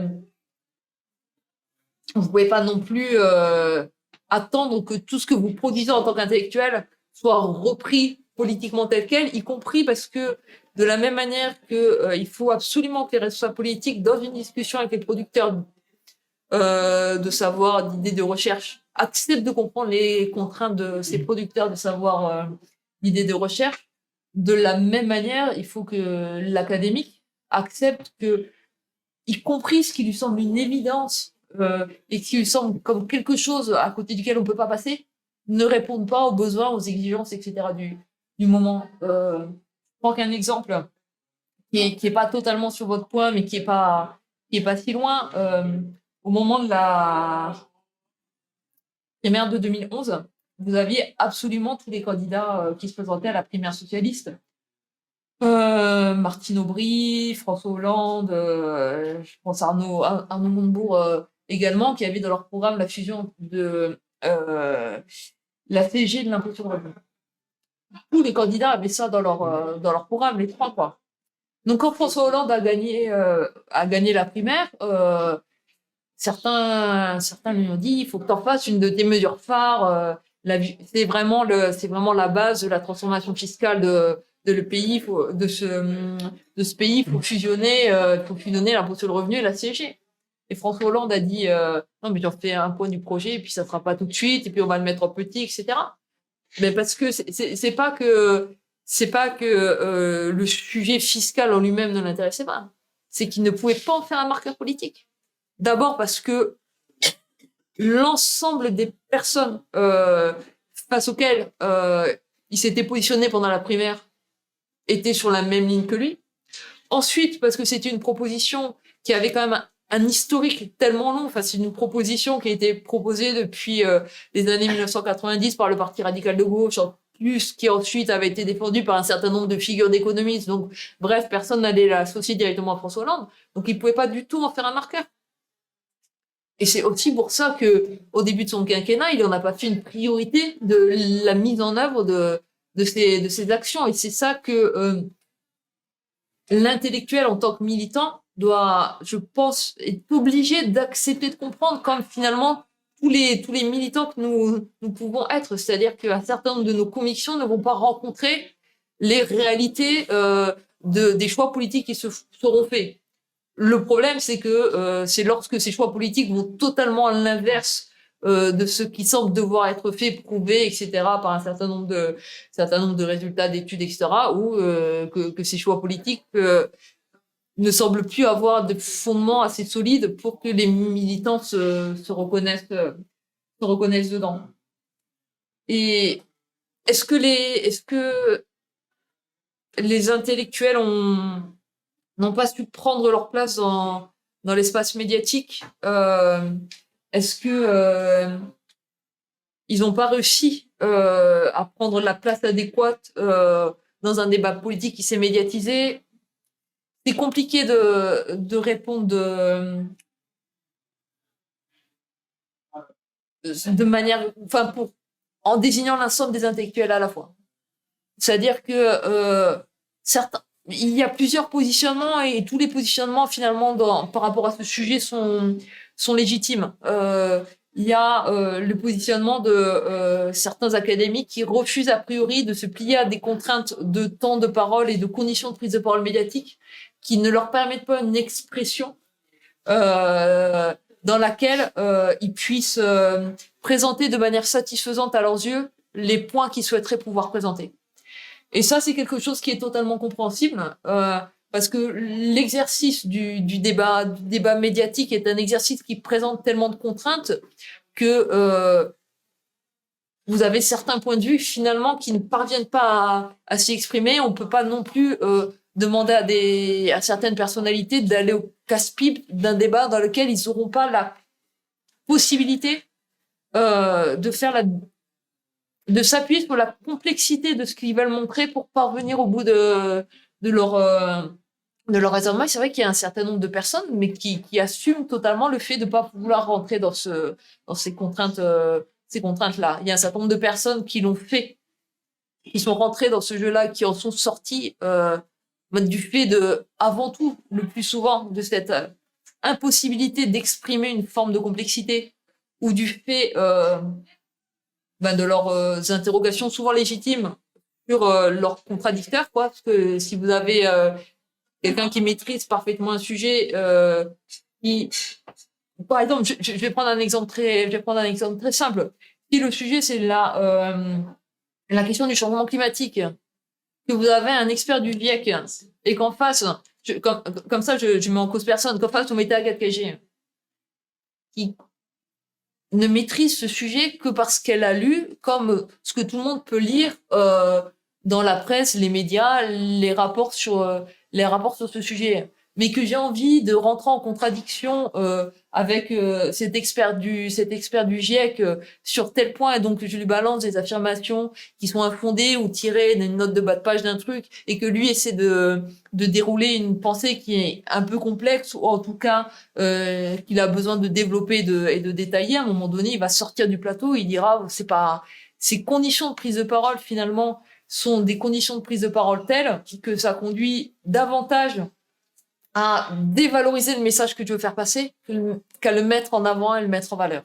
Et puis, vous avez un certain nombre de personnalités qui acceptent de jouer ce jeu du débat politique, du débat médiatique. Je cite à nouveau parce que c'est quelqu'un qui accepte de le faire depuis longtemps, et je trouve qu'il le fait relativement bien. Et puis, il associe ça à d'autres types de prises de parole beaucoup plus complexes, comme l'économiste Daniel Cohen. Mais vous avez des personnalités particulières qui acceptent de le faire, souvent finalement avec un nombre relativement réduit, donc vous retrouvez quand même régulièrement le même type de personnalité. Donc globalement, vous avez des personnes qui acceptent de jouer le jeu du débat médiatique. Et les universitaires et les chercheurs, en tant que dans leur majorité, ne souhaitent pas s'engager là-dedans, y compris parce que ça fait pas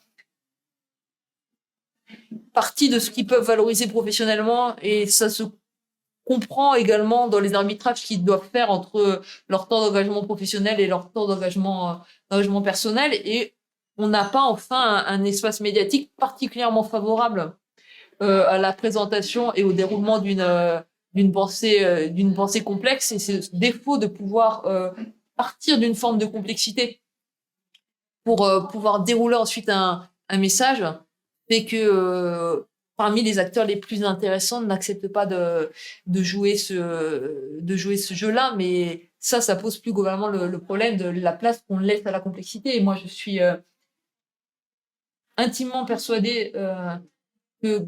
Alors, j'ai pas d'études qui le mesurent, j'ai pas fait de sondage, tout ça là-dessus, je suis pas du tout de quantitative. Donc là, je suis sur une forme d'intuition. Je suis intimement persuadée que globalement, les citoyennes et les citoyens sont en demande de complexité et en capacité de comprendre des choses complexes, et n'attendent que ça. C'est-à-dire, on le voit bien dans tous les débats qu'on peut entendre autour de la pandémie, quand les messages ont été trop simples.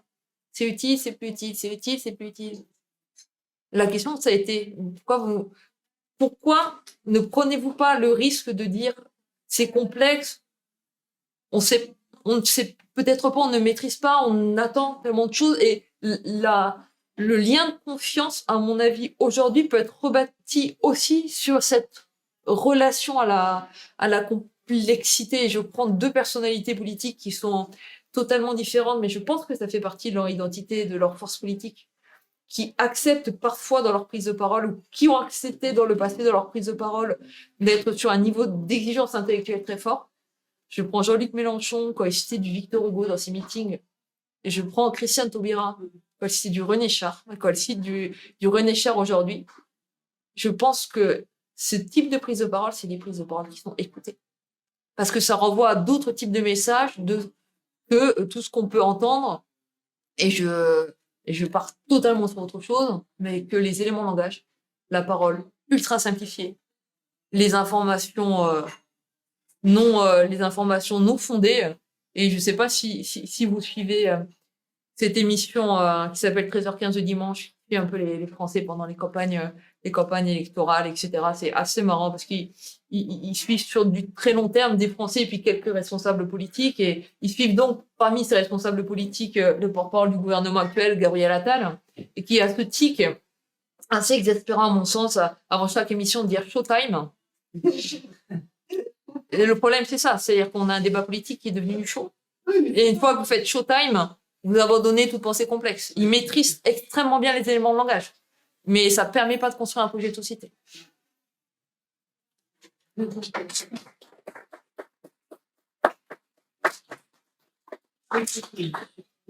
plus de questions. Il y avait 2-3 romans sur Facebook. Merci beaucoup. Merci à vous, j'ai dépassé le temps, pardon. C'est pas... Merci beaucoup. Merci.